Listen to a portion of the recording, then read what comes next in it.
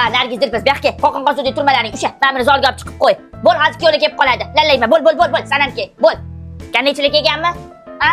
Men ol yana, kel sanam, bo'l. Nechilik kelganmi? Afarmini nima bo'ldi? Hay, men bugun kuyovning onasiman, men shu bugun ish qilmay. Voy. Ay bolalar, sizlar nima azaga kelganmisizlar? Bu xonadonda to'y bo'lyapti. Kim sizlar sharafat kela olyapti? Ha, chalinglar o'xsharidan.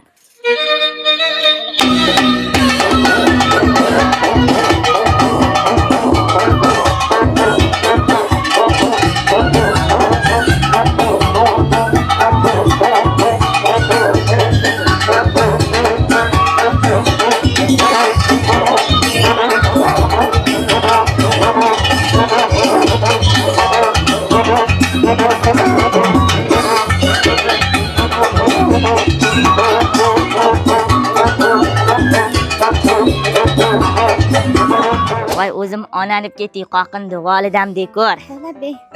Men o'zicha inju ayolman-da, lekin mendek inju ayolni qo'yniga yo'l topib, meni didimdaka qilib, afarmleyani yorvarding, qizim. Yoqdimi? Shunaqa yoqdi. Do'st dushmanlarimga ham juda yoqdi-da. Ay, narsani tozami deydiganlarga aytib qo'ying. Endi bo'lsin deyman deb qo'yaver.